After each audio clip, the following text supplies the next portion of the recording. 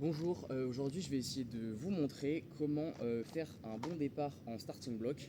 Donc moi je suis plutôt coureur de fond à la base, donc les départs en sprint c'est pas ma spécialité, mais j'en ai quand même déjà fait par le passé et j'ai des amis sprinteurs qui m'ont montré comment faire.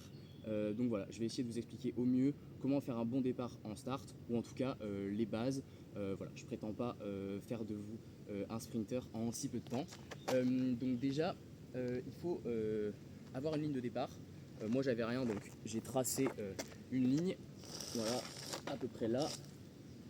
Et ensuite vous allez avoir un bloc comme ça. L'idée c'est de le placer. Vous allez voir, il y a des graduations souvent avec les distances. Vous pouvez le placer donc derrière la ligne, avec faire attention à ce que, donc là il y a des picots dessous. Bon, normalement les pistes sont en tartan, donc ça accroche mieux. Là c'est du sable, ça devrait suffire. Voilà, faire attention que ça soit quand même bien bloqué et que ça bouge pas trop derrière. Voilà, donc vous placez, c'est pas très important, mais il faut qu'à peu près le, le début de ce bloc là soit au niveau de la ligne à peu de choses près. Et ensuite vous allez prendre deux blocs de start, et la première chose à faire ça va être de les placer sur ce bloc là. Donc là, souvent, une erreur qu'on fait, c'est de se dire que si notre jambe dominante, donc pour la plupart des gens c'est la jambe droite, si notre jambe dominante, donc par exemple c'est la jambe droite, et ben c'est la jambe que je vais mettre devant parce que c'est elle qui va pousser. Mais en réalité, l'appui le plus important, c'est pas au niveau du départ, c'est le premier appui après. Et donc, vous allez voir, on va vouloir mettre la jambe la plus forte derrière pour que ça soit elle qui fasse le premier appui et qui nous lance directement. Donc, moi, la jambe que je vais mettre devant, du coup, c'est la jambe gauche, parce que ma jambe dominante, c'est la jambe droite. Et donc là, il y a des crans sur ces petits blocs qu'on voit ici. Il y en a, voilà, 3 ou 4. Et l'idée, ça va être donc de placer la première jambe à 2 pieds de la ligne de départ. Donc 1, 2. Moi je vais même décaler ça un peu, sinon ça suffira pas. Donc à 2 pieds à peu près de la ligne de départ, vous allez mettre le premier bloc. Donc faites attention parce qu'il y a un sens pour ces blocs, pour pouvoir bien le caler à ce niveau-là ou à ce niveau-là. Et la jambe de devant, je vais mettre le cran soit au plus bas, soit un cran au-dessus. C'est possible également, mais au plus bas, ça fonctionne. Voilà, vraiment un cran au-dessus si vous voulez. Là, vous pouvez, en levant ici, vous pouvez le régler. Donc par exemple ici, mais là, comme ils sont déjà assez hauts, je vais le laisser tout en bas. Encore reculer un peu ça. Donc ça va être ma jambe de devant. Donc là, j'ai 2 pieds par rapport à ma ligne de départ. Et le pied arrière, je le mets à 3 pieds de la ligne de départ. Donc 1, 2, 3. Donc là, c'est assez loin. Et celui-ci, ça tombe bien, il est déjà réglé. Je le mets au plus haut, au cran le plus haut, puisque quand je vais venir me mettre en position, mon pied est quasiment à la verticale derrière. Et donc, il faut quand même pouvoir pousser assez fort derrière.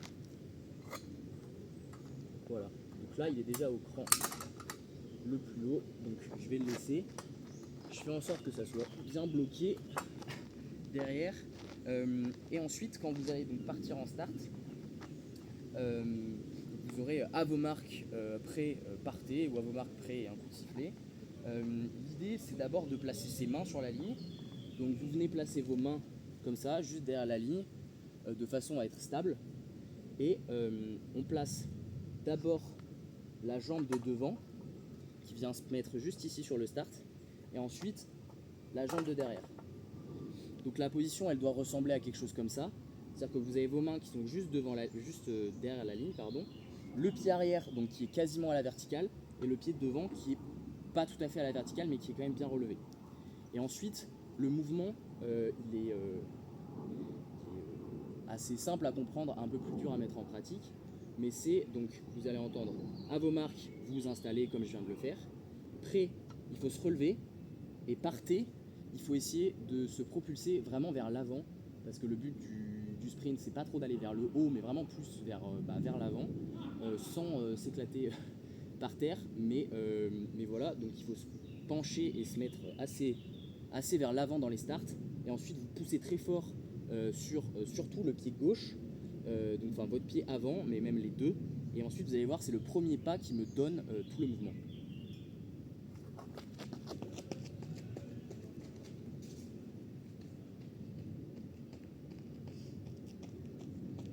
Donc là, il y a le premier pied qui est ici devant, qui vient pousser et qui me donne la première impulsion. Et ensuite, mon premier pas avec mon pied droit qui me donne encore de la propulsion. Donc là, j'essaye d'aller vraiment vers l'avant. Et ce qui est important, c'est au début en tout cas, de faire des petits pas pour essayer d'accélérer vite. Parce que c'est le plus important. Souvent, les gens essaient de faire des grands pas, mais c'est pas forcément nécessaire. Des petits pas au début pour vite accélérer. Et ensuite, vous pouvez partir sur des plus grandes foulées et essayer de garder votre vitesse. Mais pour accélérer au début, il faut essayer plutôt de faire des petits pas rapides pour accélérer vite. Voilà. Et aussi, une erreur qu'il y a souvent sur les départs en start, c'est d'essayer de se relever trop vite. Donc de vite sortir des starts et de se mettre en position de course. Mais les sprinteurs souvent essaient de rester bas, en tout cas sur les premières foulées, parce que ça sert à rien de vite se relever. Vous perdez l'intérêt des starts qui est vraiment de partir dans une position où on peut pousser et être assez bas au niveau du sol pour gagner vite en accélération. Je vais essayer de le refaire une fois. Encore une fois, je ne suis pas spécialiste, mais l'idée c'est de mettre donc, les mains derrière la ligne.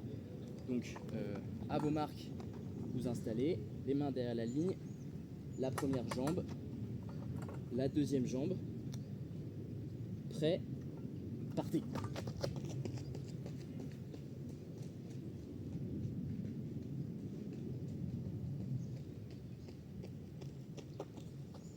À nouveau, moi j'ai tendance aussi à me relever assez vite, mais voilà, c'est quelque chose, en tout cas c'est pas dramatique si vous le faites, mais voilà, c'est pas nécessaire d'essayer de se relever très très vite.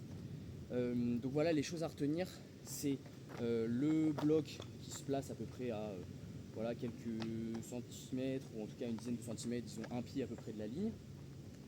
En fait, pour que ce bloc-là, il dépasse pas le bord du cadre là. Premier bloc, pied avant, à 2 pieds à peu près de la ligne, et deuxième bloc à 3 pieds à peu près de la ligne. Là, moi, je suis même un peu court, mais en gros, c'est ça quoi. C'est pas, on n'est pas professionnel, donc c'est pas très important. Voilà, l'idée c'est d'avoir en gros un pied de différence entre les deux, ce qui est à peu près le cas pour moi.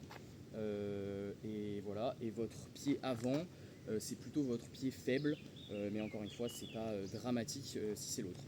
Voilà, j'espère que ça pourra vous aider à faire un bon départ en starting block.